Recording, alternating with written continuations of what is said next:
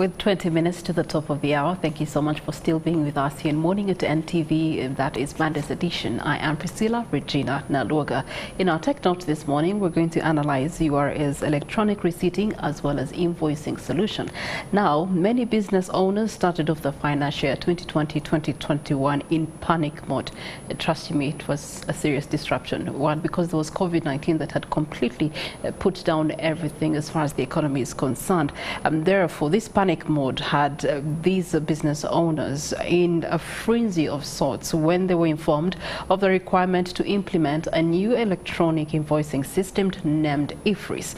Without prior training, the system was a mystery to every single person, except of course the body that was putting it out there. Even when the URA did embark on a mass sensitization campaign to educate the taxpayers on the features of this new system, the trainings were accessible to only a select few of the public, and henceforth IFRIS remained an enigma to so many, as is the case today. But this morning we are hosting Mr. Michael Masembe, who is the tax education manager with the URA, to walk us through this new system and who it's targeting, how does it help the URA but also the public at the same time, and how you can engage in it and benefit yourself at the end of the day. Good morning to you, Mr. Masembe. Morning, Regina. How are you? I'm okay. Thank you for hosting me. It's a pleasure to have you. Now you sit in that hot seat because this is a new system, a technologically led system, and yes, one that was introduced in turbulent times.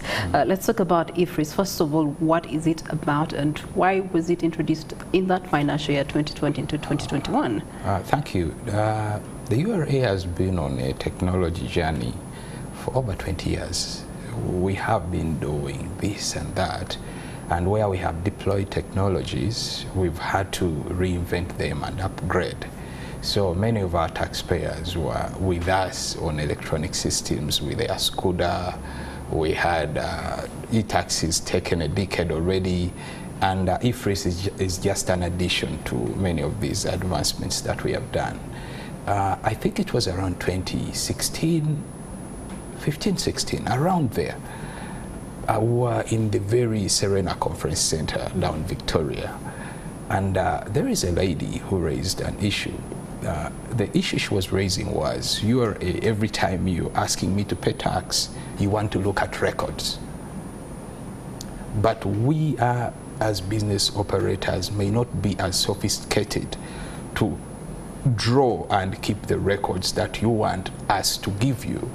And so at first the proposal was that we assist the business operators to at least draw templates of books of records that we would expect them for small business operators.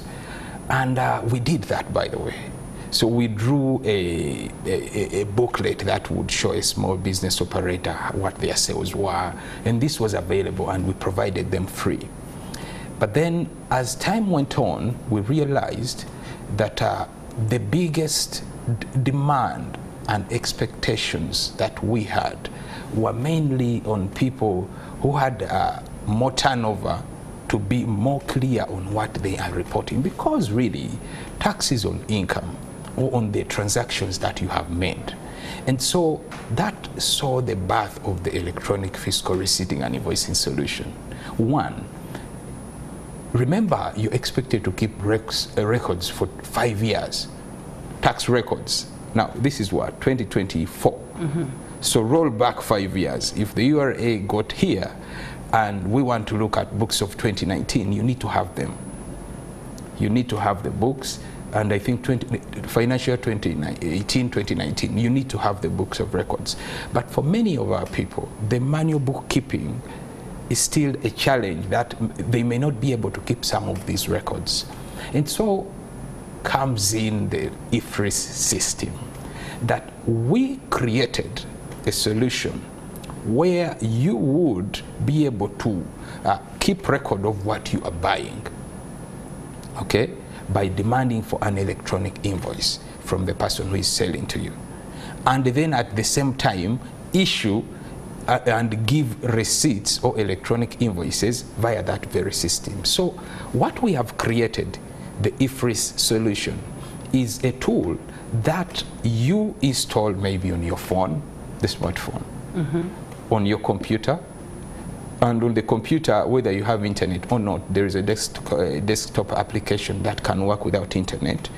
Or you can have, you've been to supermarkets and they already have systems that issue receipts.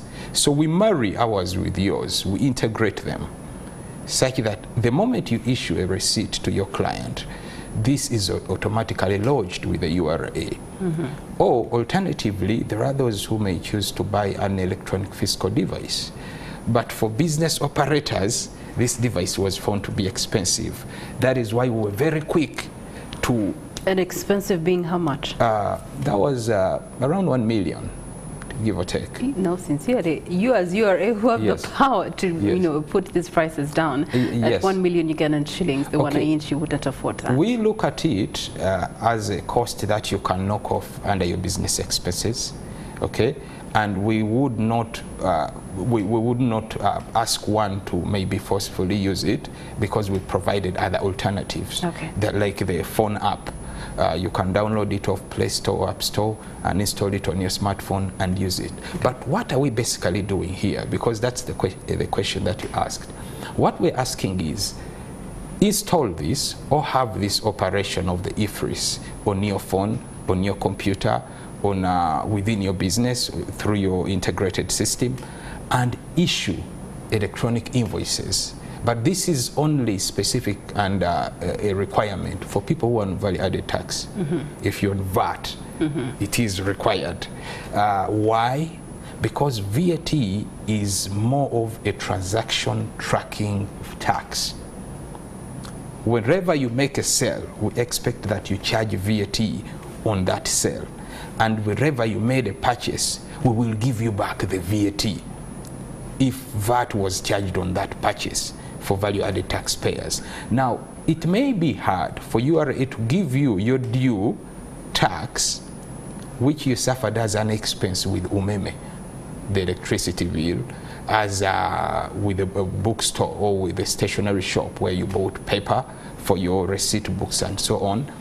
It would be hard if there is no reliable receipt, because, my friend Regina, we have seen some cooked books and cooked invoices, and these are some of the challenges that the URA wanted to stop. Second, it was taking us so much time to refund monies to businesses. There are businesses that have paid more tax than they should in the way they have expensed, and they are due, there is a refund due to them.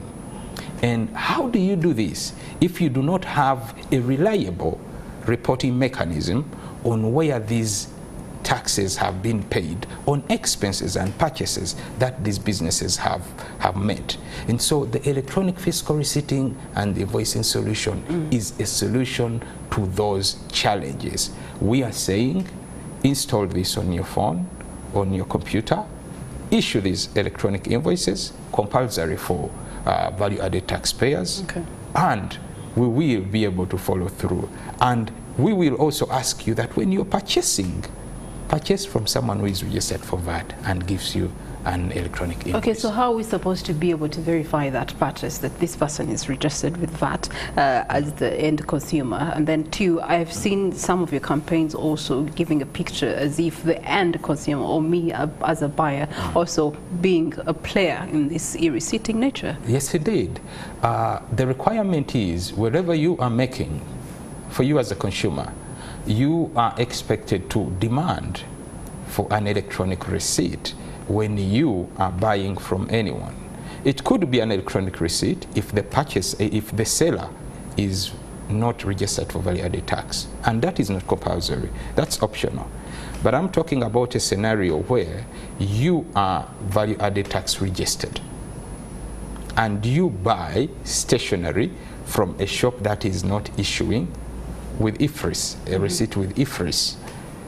It means if this item was 1 million and with VAT they sold it to you at 1,200,000, allow me to add in that as maybe VAT, it automatically means the URA is supposed to refund you the 200,000, which is VAT.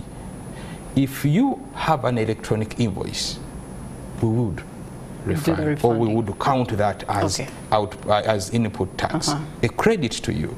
Otherwise, if you buy from someone who does not give you an electronic invoice, you have cheated yourself. So ideally, it means you may buy from someone who is selling to you at 1,100,000, and they seem to be cheap, but they are not giving you an electronic receipt.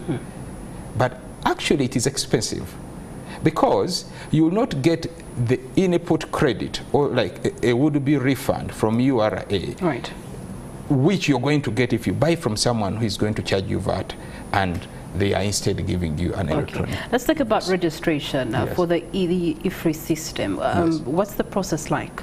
Oh, visit the URA website. We have revamped this website that even other language, it has an option for other languages, especially for people who may not be very conversant with English. Swahili is there, for example, because it's an international language. And so visit the ura.go.ug. There is a button around the bottom for IFRS. Even if you're on your phone, you will be able to see that button for IFRS, and then click first time registration. All we ask is your TIN and the password that you use. And we will send you a one-time password on your phone either, or the email. And you log in, register. The next steps are as easy as using mobile money. Well, you could say it's as easy as peas. Yes. But then at the same time, we're already still grappling with formal illiteracy. How much more technological illiteracy? It begs the question, in terms of training, how is the URA enforcing as much sensitization public-wise as possible? We have done, like you introduced me, I am in charge of tax education. We work with a team across the country. We have a team at Nakawa and a team across the country. But what we have done is first to educate. And from the time of rolling out, that is, IFRS came in as we were entering COVID. And we didn't do any serious enforcement on it because the times were turbulent. You couldn't be bringing this in an already volatile ecosystem. So we gave people a window to get used and adapt, acclimatize with how it works. And we have been conducting training sessions. I'll tell you, from August, we have been in the Kampala Central Business District. We have trained and conducted over 90 workshops. 90 workshops. So what we have done is, when you have 3 arcades, 1, 2, 3, we conduct a workshop in the middle arcade. So 1, 2, 3, in 2 we conduct a workshop, and then we invite all these other operators across the arcades to come in and work with us and understand and ask. And we set up hubs, these support points. We put up a tent, we hire space, put up a tent and train. And we have conducted door-to-door engagements. And I'll tell you, we have done enough sensitization, but I can't run away from the reality that there is still a knowledge gap. But that also comes with use. What we are encouraging is that we get onto the platform, because the challenge right now is people who have enrolled onto the system but are actually not issuing with the system. Even after you have trained, we have met scenarios where the person issues, and out of the day they are only able to issue maybe 70 receipts or electronic invoices out of the 200 transactions that they have conducted. And where we have tried to stage people around their selling points to monitor, you've seen the sales shooting in the declarations for IFRS. So at times we have made scenarios of the not wanting, the people not wanting to use the system because it is streamlining reporting, and there is been under declaration within the taxes, and that is what IFRS is seeking to sort. Switching up things a little bit, Mr. Masembe, we want to understand more about the rental tax. Is it computed? Is there a difference between the way a rent is computed for individuals and non-individuals? Oh yes, it is another thing that we are bringing on board, the rental tax kind of mobilization. Like we have done the sensitization for IFRIS, and we are starting on enforcement work to see who is actually not using it, and we get you onto using it, because when we don't enforce everyone to do this, it destabilizes the market, because other people are using it and others are not. It's not fair. The same thing we are doing for rental income tax. We have many landlords across the country, and they are earning income. They made a choice that I am going to invest into property to earn income from this property. Like the other guy who set up a shop, they got their money and they decided to go to China or go to an industry here locally, buy merchandise and sell it. So rental income tax is a tax that we expect landlords to pay to the URA. And it is computed at 12% for you as an individual. 12% of the overall property, or 12% per unit of property? No, it is. Let's imagine you earn 2 million. I mean, 2 million. Okay? If you earn 2 million, that amount is below 2,820,000, at which you are supposed to start paying rental income tax in a year. Yeah. But that's for the total. Excuse me. That's for the total. Now, let's say you earn 5 million. Now, if you earn 5 million, then it means we are going to get the 5 million and knock off the 2,820,000, which is the threshold you don't have to, it doesn't have to pay. So that leaves what? 2,180,000. Okay. So the balance, which is 2,180,000, is taxed at 12%. That is for individuals. So the rate for individuals is 12%, and majority of our landlords are actually individuals. And then when you take it to non-individual, how does that work out? For a company, it is, let's stick to the 5 million. Okay. Now, for the company and a non-individual of any kind, the tax is you got 5 million as your rental income for the whole year, and then we allow you expense deductions not exceeding half of that money. So it means your expenses, as long as they are backed with evidence that they were made, not concocted and assumed, we can allow you up to 2.5 million there, because that's the half of 5 million. Yes. So it leaves the other 2.5 million as they would be taxable amount, and that is charge tax at 30%. So that is what, 750? I think 750,000.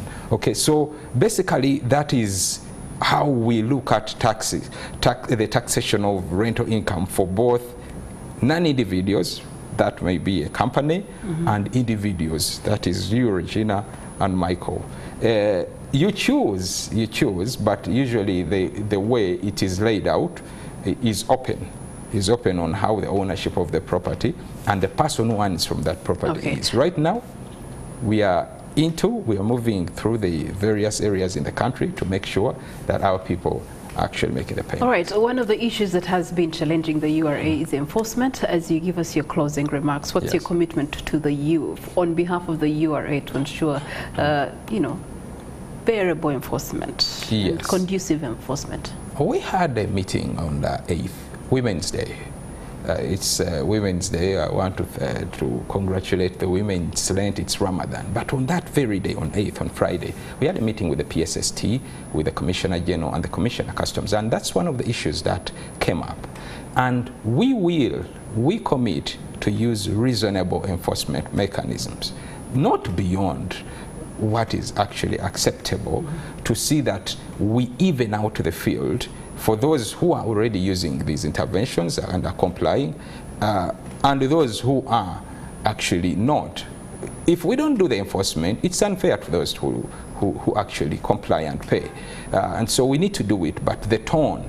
And if you find any challenge on the way the enforcement is being done, please report it. Call 0772 1410 75.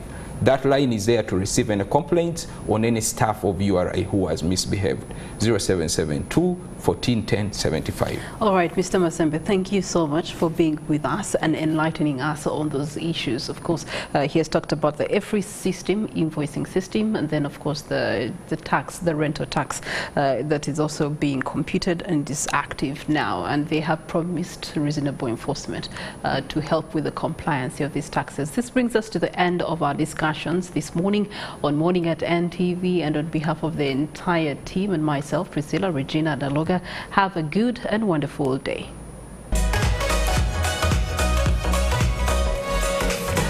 Gena kulekera kakadi kubanga ababuza rent